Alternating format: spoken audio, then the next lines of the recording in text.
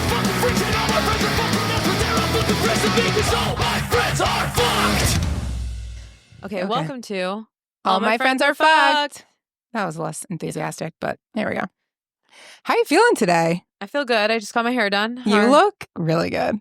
I'm excited. Your hair looks gorgeous. Yeah. How do you feel about having to put your headphones on over your hair immediately? I know. I thought about that as she was blow drying my hair and got kind of sad. Yeah. It's you're okay. Like, yeah. It's all right. You're popping. Yeah. And I like the sweatshirt. Sweatshirt?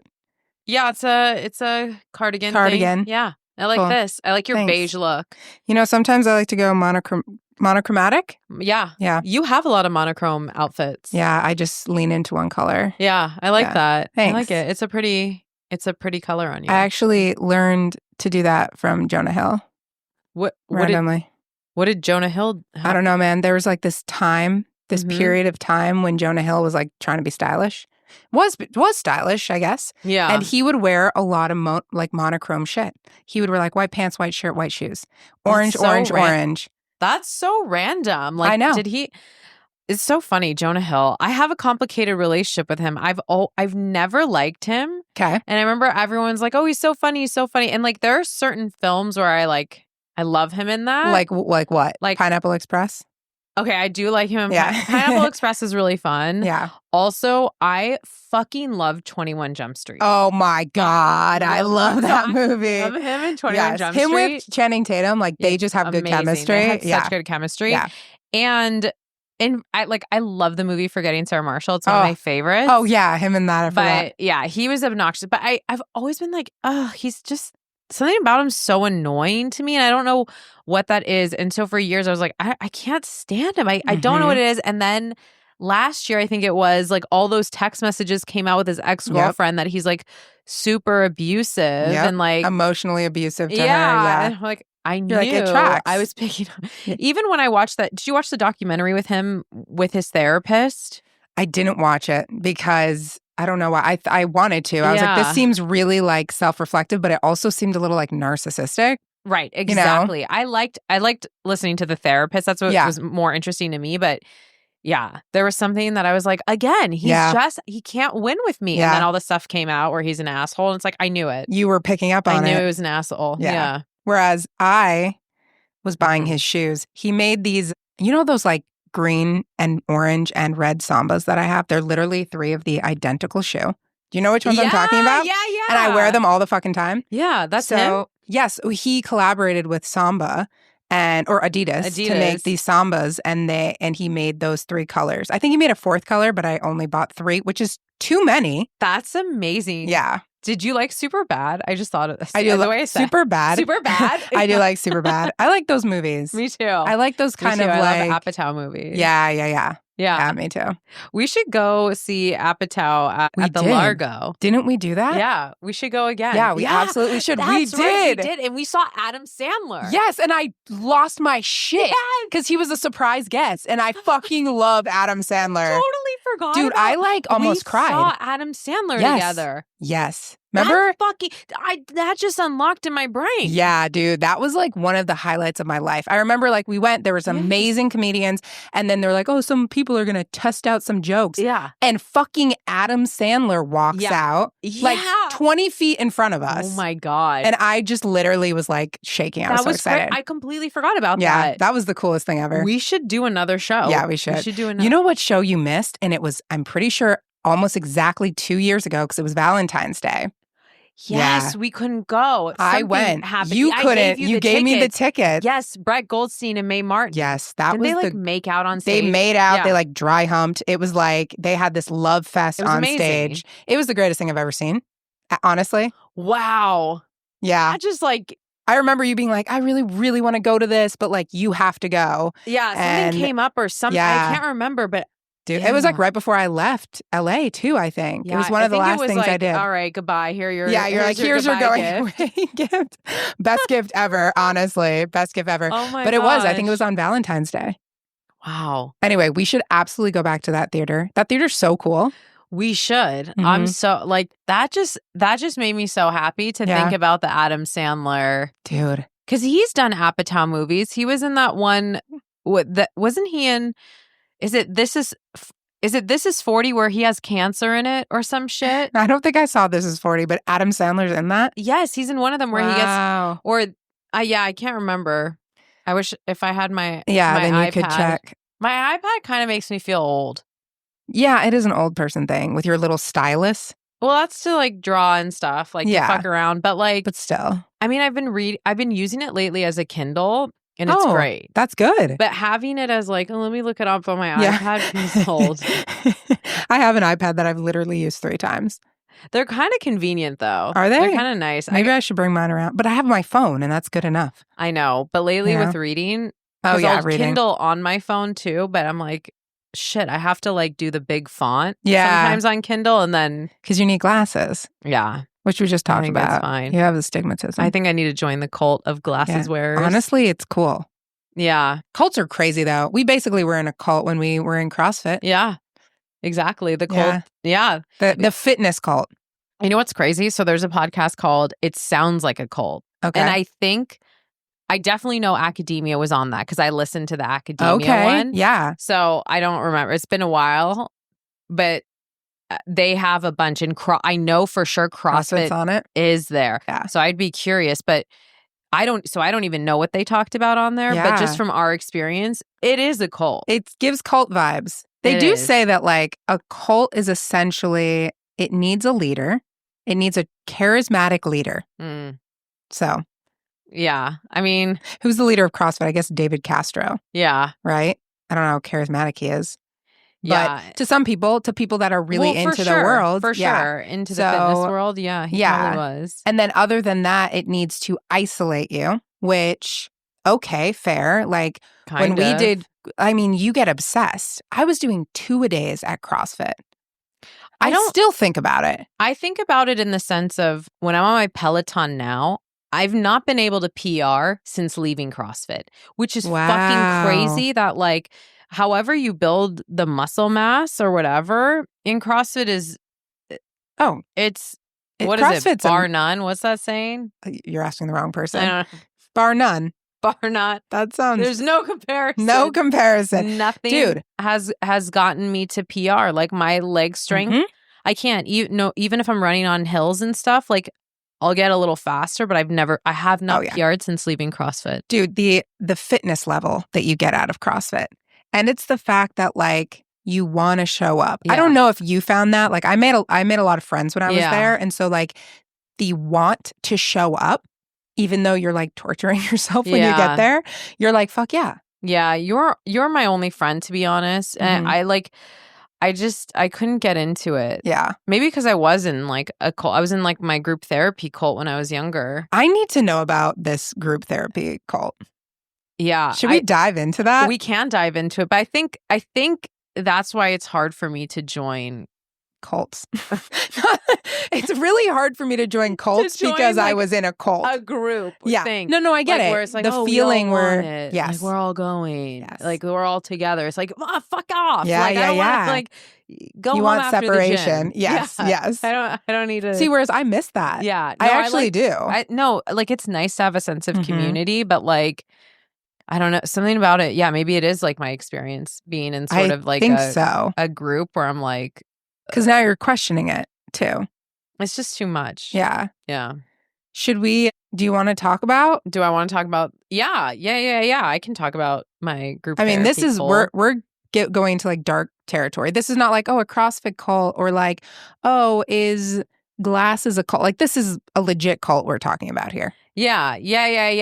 I mean, I'm down to go into it like for a little bit. And then it's funny because speaking of cults, I've been wanting to ask you about the cult you're also in. Oh, what cult is that? The Taylor Swift cult. Oh, yes. There's so much about Taylor Swift that you know. Dude, I know everything about Taylor Swift. I want to understand it because I don't know anything about like Swiftie culture. Like, I know that you know certain songs or like you have thoughts about them. Like, how did you get into that? Taylor Swift cult. If we can exchange cult stories, I'm so down. I feel like yours is a little more terrifying and mine is a little bit more like content. But I will speak on there are a subgroup of Swifties that I believe are terrifying and scary. Like there is a subgroup that I'm not a part of, that I don't even know if they really exist, but I think they do, where like they would murder and kill for Taylor Swift. Yeah, that's like a fanatic. But Yeah. yeah. And then there's like people that are major Swifties who are buying all the albums, spending so much money. You were gonna say I was gonna say millions. millions of dollars. It looked like you were about to say billions at first, but then it looked like you changed it to millions. That's literally see. Both of those things are coming out. And then I thought to myself, neither one of those things are true. I don't think anyone in this country can No one in this country has millions except for Taylor Swift. And she has billions now.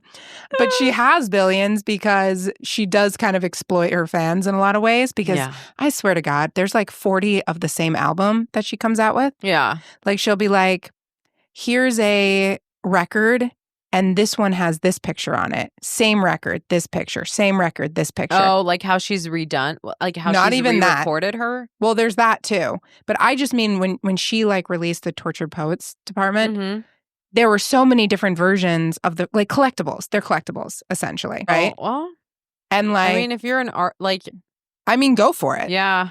And the thing is that there's a level of Swifties that like I feel are so obsessed that they need to own everything. They have to have everything. So they're spending so much money. Yeah. Then there's like maybe my level of Swiftie. Yeah, like, I was gonna say you're not at that level. No, I own nothing. I mean, you have art of her. I have a lot of art of her. Yeah. I'm gifted a lot because everyone's like, Tarryn loves Taylor Swift. So I get tons of Taylor Swift shit. I see. Every holiday, every birthday. Like if people don't know what to buy me, Taylor Swift. Okay, I'm actually glad that we're talking about this right now because like I know your birthday's coming up and I was like, well, I should get her like Taylor Swift stuff. So, but like, do you want that? Because you know when people identify you with something like where it's like, oh, she likes this color or something. Yes. And it's like you have like pink everything or something where it's like, no, like I don't want that. Like, do you want more Taylor Swift stuff? So the type of like gift receiver I am is like thought that counts. Like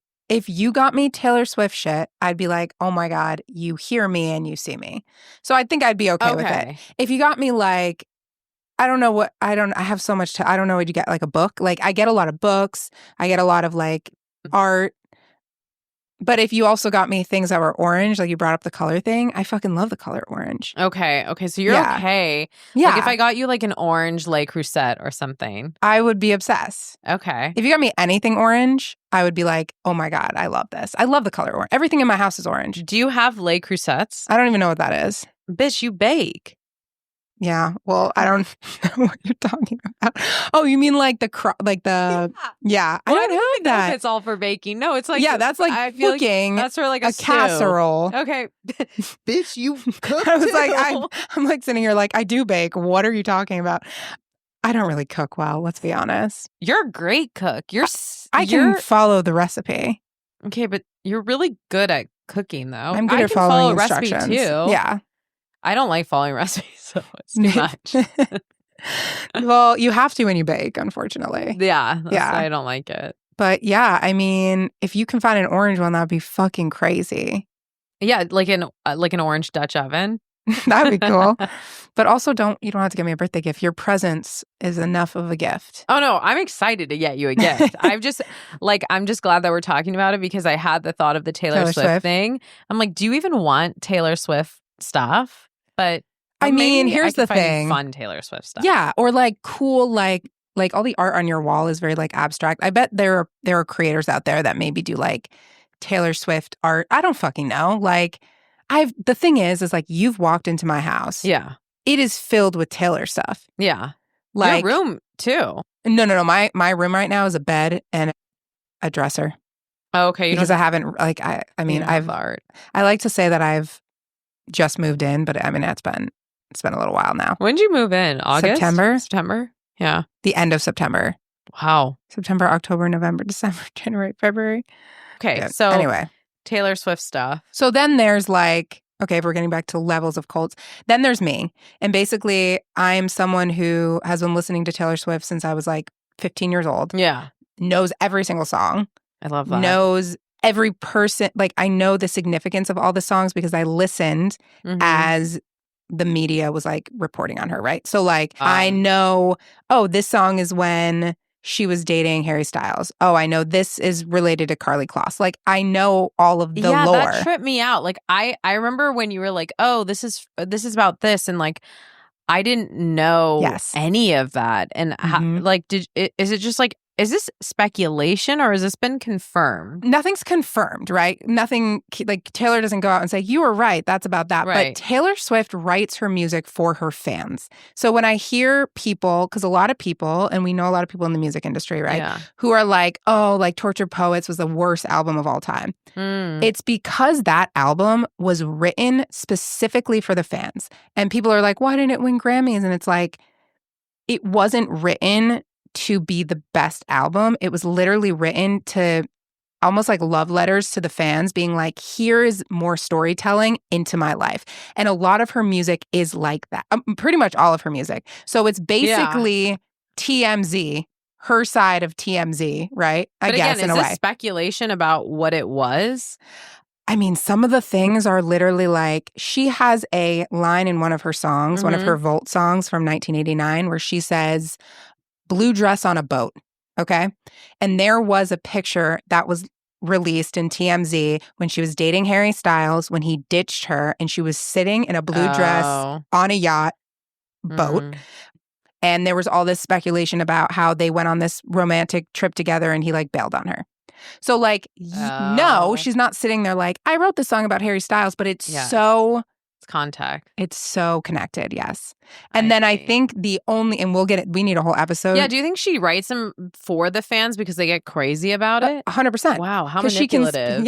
She can, exactly. She's a good but she can make money, woman. yeah. No, but she smart. speaks to her people. That's so smart because she knows they're going to want to rip it up. When you said blue dress on a boat, I thought of The Notebook. You know the scene when they're like in the rowboat and then it rains? Yeah, that's like the iconic. I could watch that. I could watch that a million times. That was like a huge thing when The Notebook came out. That was the best movie of all time. That was, speaking of cults, there was like the whole Nicholas Sparks cult. Ooh, I read a lot of those books. Yeah, I didn't read any of them, but I like the movie. But the movie, I feel bad, but it's kind of a comedy to me.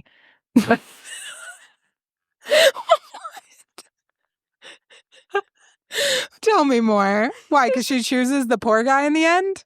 Is that why? She has this like hot rich guy who's like, let me give you everything. And she goes back to like the... Well, the rich guy's so boring. Like he's hot though. Yeah, he's just obnoxious too in it. Like really, he's so sweet. Okay, first off, it's so cheesy that she was his nurse. So cheesy. What about to it? begin with? Okay, like. I'm like, what about The Notebook is cheesy besides all of it? Like, yeah. Like when they're like dancing at the carnival, it's like so like, oh, I love that. No, when he hangs off of the thing. Yeah, wait, okay. Who's fucking hanging off of I know. Yeah, but back then they were hanging off shit. Yeah, back then I feel like you could. But like sometimes when things are like really cute or overly romantic, it just makes me crack up. I think that's why I love The Bachelor. Because The Bachelor is so fucking dumb. Like when they're on a date and it's extra romantic and there's fireworks. Or like hot air balloons in the background. And then someone comes and sings. Like I would die. And they have to do every date like that. When they're just like, oh my God, it's so romantic. I've never been with anyone like this. But they're like Southern accents because that's kind of the Notebook and The Bachelor at the same time. Oh my God, It's just like, he's just so romantic. I've never had someone listen to me like this. He wrote me a letter every day for a year. It's just like, oh my God, it's just so funny. Wait, like, but you in your real life, do you like romantic shit like that? Okay, in some ways I do, but it also embarrasses me. Oh, there it is. I think it feels so. Yeah. It feels so vulnerable. Yeah, I mean it's mortifying. It's mortifying. Yes. Something about even getting flowers. Oh God, I have a terrible flower story. I feel so bad. Tell me right now. I'm gonna say this right now. Like the person, if they even listen to this, I don't know. Like they're a wonderful person. They're fantastic. They're talented. Like they're great. They did nothing wrong. Okay, I was just so I didn't know what to do. I was overwhelmed. But they sent me flowers to my office. And honestly, to this day, and I'm not even saying this because I'm talking about this, no one's ever gotten me flowers like that. It was the most beautiful bouquet I'd ever received. Oh, And it was beautiful white flowers. And I love when it's like a monochrome, Yeah. like a curated Yes. bouquet, which is crazy because it's flowers. But Yeah. like, that's the whole thing. If you can curate those well, it's also, they're so expensive. they're so expensive. This was expensive. Yeah. And it said, because I have celiac disease, it said like, there's no flour here, like FLOUR. Oh, that's actually so cute. Yeah. And I just was like, What did you do? I can't do this. I was like, I can't. It's too much. Like, You would never survive. it scared me. And no, on The Bachelor, I would be on there I as, was like, going to the joke. say, like, if a man like Noah built you a house 20 years later after breaking his heart, you would throw up. No, I after- actually would love that. Oh, you would? Because he built, like, that's Yeah. that's like some masculine Yeah, shit. yeah, That yeah. I'm like, that's cool. I took testosterone. I don't know. There's something about that where I'm like, okay. It's sexy. That's sexy, Yeah. but like someone picked me up for a date once, and when I opened the door, there were flowers on the seat. Maybe it's because I also I wasn't like that Yeah. involved with these people Yeah. either. So it was just, it was hard. I didn't feel the romantic connection as much. Yeah. But I opened the door and I was like, like, Are you sure you're not the problem? Like It the could be. awkwardness? I mean, I just said, I mean, what do the you Notebook's do? a comedy. so- True. That's true. But I mean, come on. I Like, mean, no, it's mortifying because then you hold them. What do you do with them? And then you have to be like, let me get a vase. yeah. That's horrifying. No, I know. Let me get a vase and cut the concept of bottoms. flowers is actually really funny when you think about it. I know. I'd rather have a plant. Speaking of that, did you watch It Ends With Us? Yes. not a- Flower Bloom. What's her name? Lily Bloom. That movie. First of all, Okay, is that a smoked too comedy? much- okay, it is in some way. Except I that she gets smoked too much beaten. weed because I started to cry at At some what point. part? So I was crying at the part where I think she went back to her like high school. And the Taylor Swift song played? Yeah, there's a fucking Taylor Swift song. I was like, damn, this song's good. And then I looked, I was like, of course it's Taylor Swift.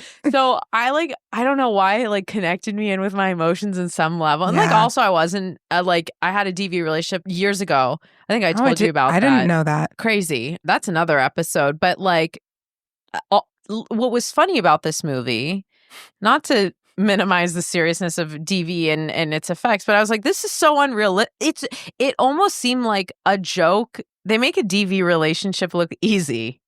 Like It's a fantasy all yeah. of a sudden. Like, if you find yourself in one, you'll be able to leave easily. But also, like you were saying, like, okay, like a blooming business. No pun intended. Yeah. I have my business. Like, oops, I got beat. Like a couple Here's the thing. times. It's the fact that, my first love is so fucking hot and he's stronger than the man beating me. And he just happens to be here when I'm being abused Yeah. to run to and cry to after I've been running through the rain. Yes. Like all of that where it's like, of course it would be a lot easier to leave an abusive relationship to go to a hotter guy that's going to protect you. Yes. That's not how it works. No, it's not. And you have a baby. You know what's fucked? That was my first thought. I was like, why would you connect yourself to this man that beats you? Because like that's the thing. It's like fear. Maybe there's a Yeah. fantasy he's gonna get better. There's the fantasy Yeah. that like, it can work, he can change, like a kid will influence him. And also the way that movie is shot is like whimsical and pretty. Totally whimsical. They're all fucking rich. Yeah. Also, it's so funny in that sense of Yes, like, that is oh wow, what a privileged domestic Yeah. violent relationship. every one of them. Okay, so the boyfriend that you had in high school that was being beat and homeless, now Yeah. he owns like 7 restaurant. restaurants. Yeah, he became privileged. Yes. Like you guys, You grew have the garden and Yeah. that Yeah, inspired come him. on. He got it in Boston. In Yeah, fucking Boston? no fucking way. Where did he get that money? Who's the investor? Yeah, Well, we don't know thank the you. backstory of him. No. And Owen Hunt is in it. Remember him? Hey, who is Owen? Did you watch Grey's Anatomy? I don't know his real name. Yeah, the guy that I think is kind of hot. Yes. The hot redhead. Yes. Yeah, because who was? Oh, he was the abusive He was dad. the abusive You know dad. what's so funny when we were watching it. I was watching it alone, but when I was watching it, I thought of you because when we did our first podcast episode, you brought him up as like him. We were talking about redheads. Yes. And then you were like, he's abusive. Yes. I was like, he just seems abusive. Yeah. Also, no, he's abusive in Grey's Anatomy too. But he's abusive in this because he has abuser face. Yeah, some people do have abuser face. It's so crazy. Going back to the him as the dad. Like the other part that was crazy is when she opened her flower shop. She's like, "Oh, I'm opening the flower shop." And then her fucking rich friend, or she didn't know her then, but like how she just parades in and she's like, I need a job. I have $1 million, but I just am bored out of my mind. Right. Let me just do shit for free for you. Right. It's such a joke. It's just some lady walks up. It's like, I would love to work here. I need a job. And also the part where at the end when Lily tells her like, your brother's fucking abusive. She's like, as my best friend, you better leave him. It's like, in what fucking world? Yeah, no. Because I've never experienced that. No. A real family member would have either said when they were getting together, do not fucking do this, he's abusive. Yeah. Or they're in denial and they'd be like, my brother would never fucking do that. None of this like, oh yeah, go date him. And then when you finally tell me he's abusive, I'll support you. Right. The fuck? So I was like, this is like so not how it goes. None of it. Which is interesting because I think people were like upset that the way they were, I think, like marketing the movie, people were like, oh, it's like minimizing of like the seriousness of it. But the whole movie is that. Even the last scene where she's like holding the baby and he's there and like next to her and she goes, I want a divorce. I'm sorry. What? Why is he in the room with your baby? She hands him her daughter. Right. And the part that was crazy is like he conceded. He was like, he was just like, okay. Like, okay, you're right. I have a problem. I'm like, are you fucking kidding me?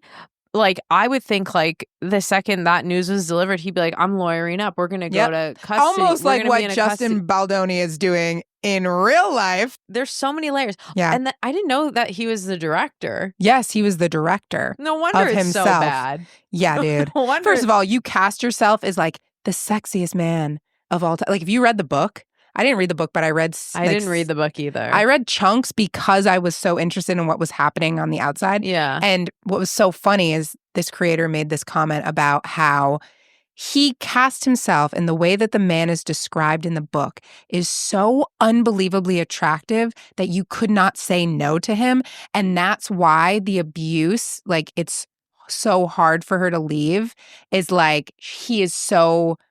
just desirable. The other guy's way hotter. The other guy is so much hotter. The other guy's way hotter. Honestly, Justin Baldoni's not that hot. He's not hot. No, and he has abuser face too. He kind of does. Like, they could have done so much better. Even like Dave Franco, but I think he's like canceled for probably being abusive too. But like, Dave Franco would have been hotter. He's hot because they're kind of on the same level of like scruff and dark features. But this guy was supposed to be, he's like a neurosurgeon. He's supposed to be cleaned up, put together, just perfect. And in control. You know those people that seem like they're very in control? Yeah. Almost like fucking if you put Christian Bale from American Psycho into that position where he's just so perfectly buttoned up. Yeah. That would be a better. Also, Christian Bale would have. Christian Bale, even at this age. Yeah. Stick Mark Ruffalo in there. I do think Mark Ruffalo peaked in 13 Going on 30 and he was the hottest he could ever be. He was so hot. And that movie is just like. Mark Ruffalo's really... There's another guy that kind of looks like him too. Yeah, who? Well, Benjamin Bratt. Yeah. Kind of just like a These are like old... These are like actors that were like... They're like 90s ones. Like I know. Dermot Mulroney. Did you ever see My Best Friend's Wedding? Oh, I did see it. He was the guy that she was in love with. Ew. You mean the guy from Family Stone? That guy? Or like... Yeah. Family Stone also has Rachel McAdams, and we're back to The Notebook. I know!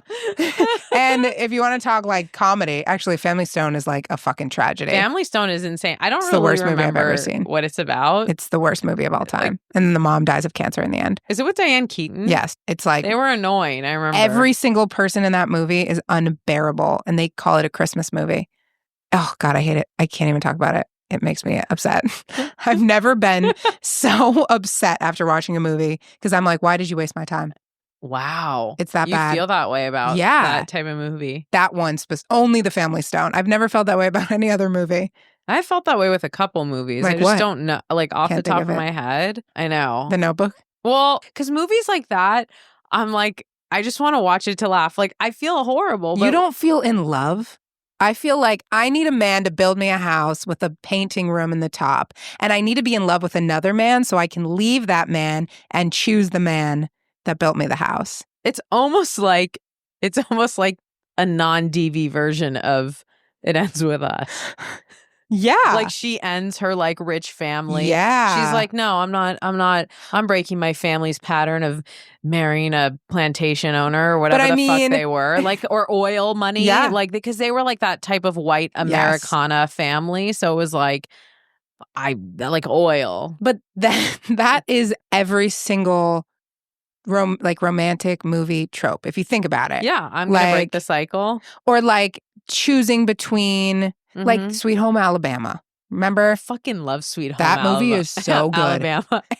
And we're back to Grey's Anatomy. Who's in that? Dempsey. Oh, you're right. He's the fucking like- rich Hollywood guy that she Exactly. leaves for the hot dude. Yeah, the hot country The country hobo. guy, yeah. Always go for the country hobo. Yeah. That's my motto. He's so hot. What's He his was name? so I forget hot. his I have name. no idea. He's in stuff. But he's like, I can kiss you whenever I want. yeah. That's the line of the movie. Yeah.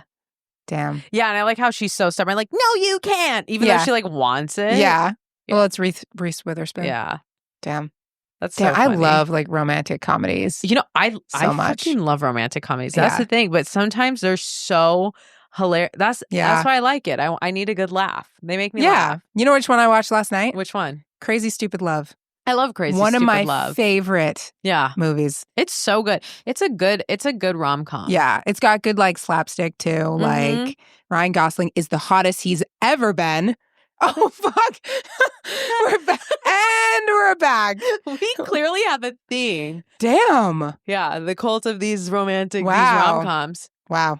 Yeah, right. We are in a cult of the I didn't Blake know you- Lively, Taylor Swift, Ryan Gosling. I don't even know. I didn't know you like rom-coms. You don't? I didn't know you liked them. Wow. I love them. Did you know that I like them? No, actually. But you also laugh at them and I cry. And I. Okay. How much? Yeah, good point. You ain't cry. I don't cry. I want to see you cry. Have you ever seen me cry? Maybe tear. Really? Maybe get Yeah. to an emotion. Maybe. I've never seen you cry.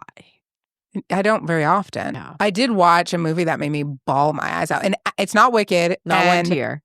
Cry, sob, like heaving. Which one? Heaving. Heaving. You're like, what? And we were at, my friend brought me to the Cinespia, whatever the summer thing is. Cinespia? Thank you, Yeah. Cinespia. And it was that Aubrey Plaza movie, My Old Ass. Really? Is Dude, it good? did you No. you should go home and watch it tonight. Okay. I've been wanting And to watch it. it is, I'm not, like, there's like a twist to it. Okay. And that I don't want to give anything else away. Okay. But like you'll relate to the character a lot Okay. too. You'll Uh-huh. relate to the character and then just watch the movie and tell me what you think. I was hyperventilating. It was that good. Were you hyperventilating on the picnic grass? I Or literally the picnic. I was on the ground. I on- was on a like picnic blanket and I was like I couldn't even look at the screen and I was just like wiping my eyes. Wow. So it really hit you. I'm Dude. excited because I don't know what hits you. Yeah, you'll see and then we'll talk about details because it gets into something really personal about my life. Oh, wow. Yeah. Oh, I think I know. Maybe. I don't know. I don't want to spoil anything for you though. Anyway, Yeah. I mean, we don't have a lot of time, but do you want to try to give me the little synopsis about your The real? synopsis of my therapy cult. Yeah, because I'm really curious. Yeah. Okay, so first, you were in a cult. Like, okay, so you started doing therapy at what age? Well, right. They didn't like name it as a cult. So I started therapy when I was really young, just like a couple things. I almost had a couple episodes here and there, but I guess it was kind of like episodes in my life. But I started with this one therapist when I was 15, when I was in high school. I Okay. had individual therapy with her, but I was primarily in a teen group. And then later it didn't feed into an adult group, but she simultaneously ran an adult group that she had been running for like years, which that's not typical. And usually these groups involve kids. I mean, you're 15. Yeah, you can have teen group Okay. therapies. And it's steps. It might be like, okay, in this therapy, this is what we're going to be going through. Right. Like you might have more of a curriculum or there could be like structure. Okay. So again, to define a cult, there needs to be a charismatic leader. Yeah. Is that existing in this? Yes, in the sense of I think her having like knowledge and her being a therapist and being a leader for teens who came from like really fucked up homes. She was charismatic to us. Okay. And then the next thing is guidance and putting people into roles, right? So like in a lot of cults, what will happen is they will guide their members and they will position them in certain roles of power. I actually did not know that. Mm-hmm. I did not know that defined a cult. That's one of there's like multiple, I'm gonna name a couple of things, but that is one of them. Okay. So when I was a teenager, T, the therapist, I'll just name her T. T had an intern named J. J had just finished grad school or was getting her hours to become a therapist. J was once T's client. At what age? When J was 15. Okay. So she started as a kid. Yes. And she somehow went this trajectory. Continued to work with T. In a position of power. Together. They ended up living together. So my old therapist was at one point working with her client. Her client grew up into an adult, and then they eventually lived together. So my old therapist was living with her at one point client.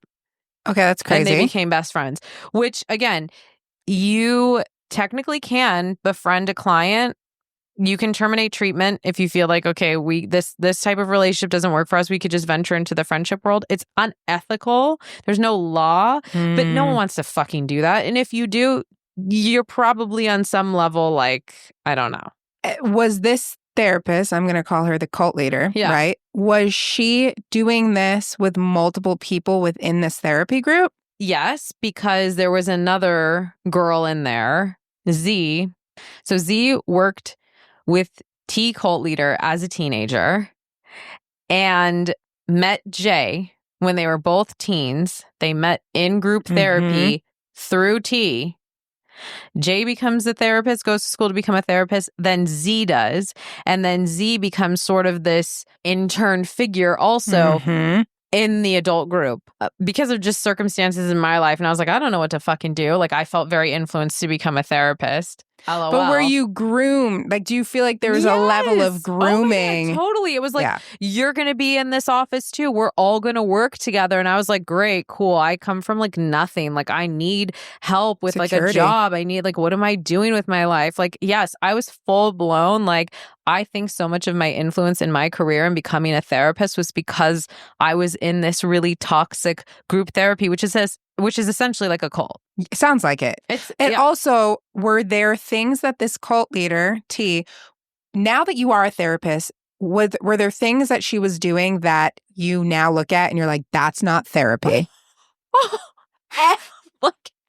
It's like, again, it's like another comedy. Like it's almost like it's a sketch on like if you were to think of like if like the inappropriate therapist. It would be like you could just have that as a sketch. Really? With like how crazy, insane it was. Give me like a slight example of maybe something. Well, first off, living with your clients. Yeah. People having access to where she lived and also positioning people in group to feel more special and close to her than other people. So I remember in the groups, like she would say, okay, who's ready to do some work tonight? And I say this because she also had this saying for like she would describe ways of her emotionally confronting people with getting hit with a 2x4. So she would literally say, who's ready to get hit by a 2x4 tonight? And like, who's ready to do work? Which is like, no one does that. I've never like started a session with like, so are you ready to like really confront that? It's like really bizarre behavior. Crazy. So then we would all go around and we would basically like, she'd be like, okay, what is preventing you from being close with Nicky? What's a way that you can really putting you on the spot? It was horrible. To this day, like, even when I think about it, it's like my stomach was like in such distress. Like, I didn't know like what was wrong. I just like, I like wanted to leave, but it was like when someone wanted to leave, they would get in trouble. Also, the group started at 9 p.m. The adult group did. Every Thursday until whenever. So it was unbound time. And if you were like, I'm tired, it was like, oh, you're just like really not that committed. We're all tired here. We all have to get up, but we do it because this group is a commitment. Oh, that's crazy. And I remember like I still remember it to this day. She'd be like, for years I've been wanting to take a stained glass class.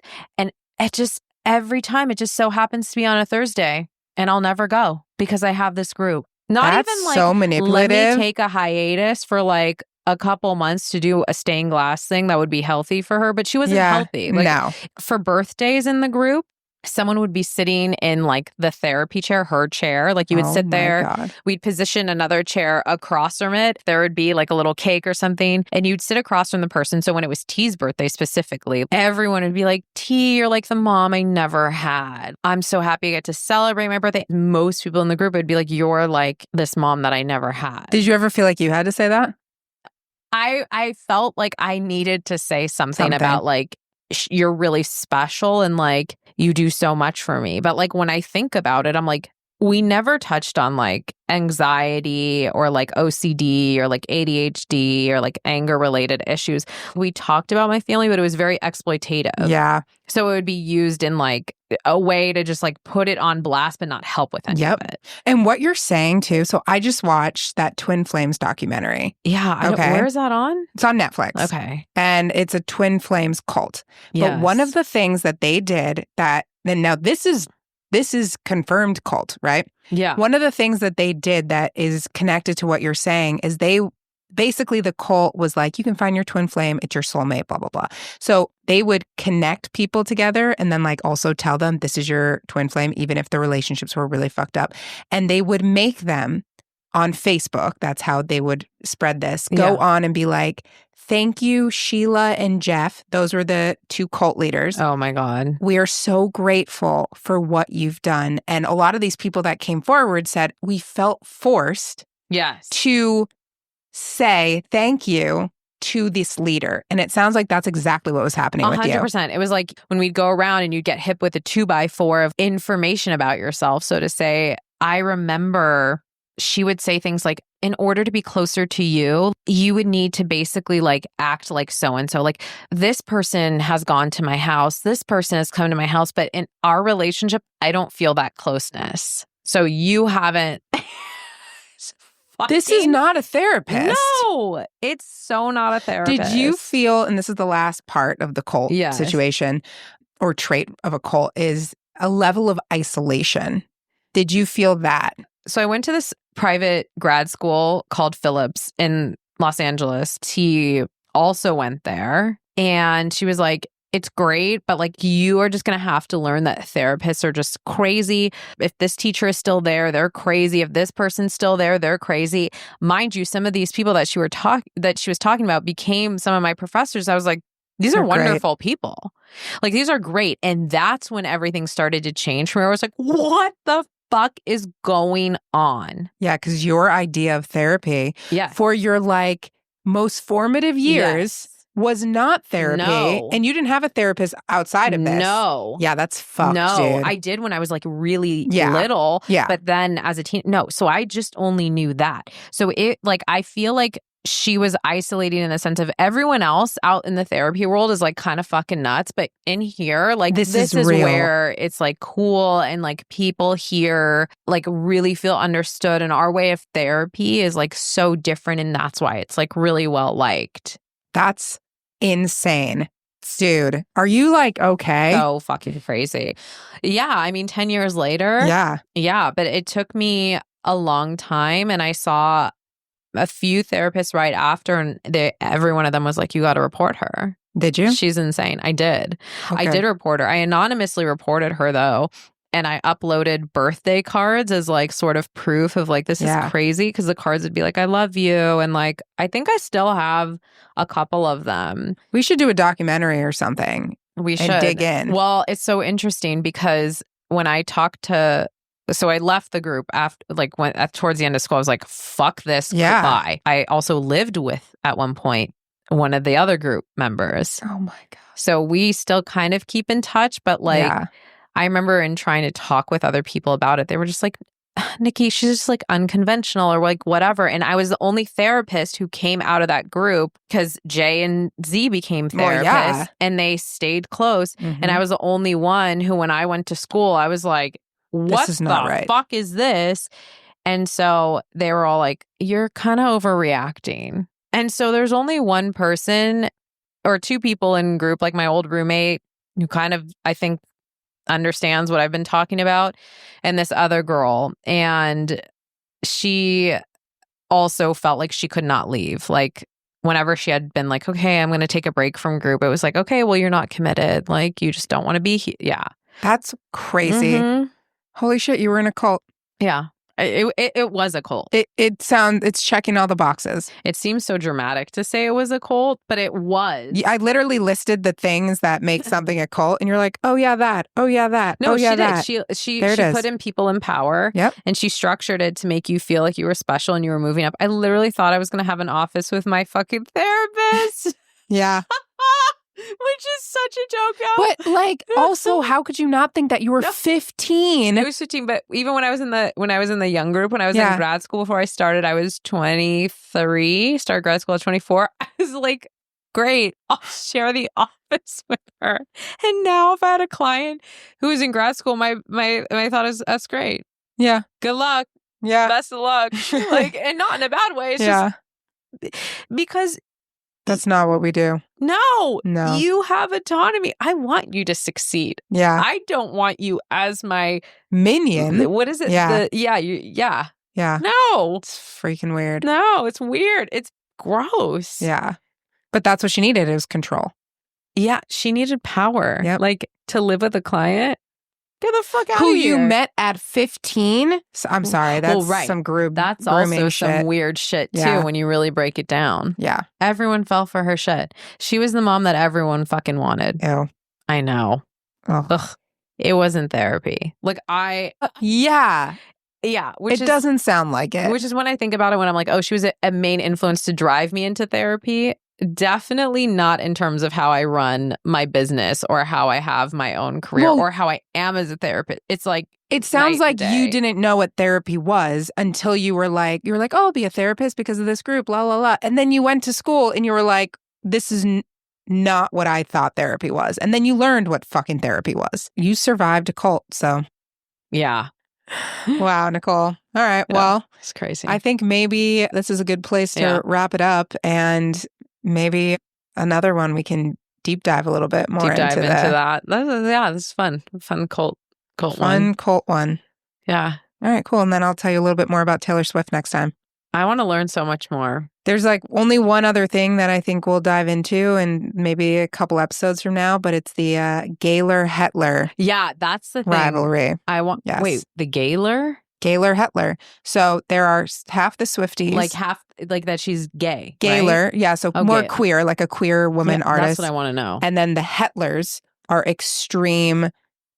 She's heterosexual. She is straight. She's never loved a woman. And they're called the hetlers. So there's the gaylors and there's the hetlers. Why does it sound like gaylords and Hitlers? Hitlers.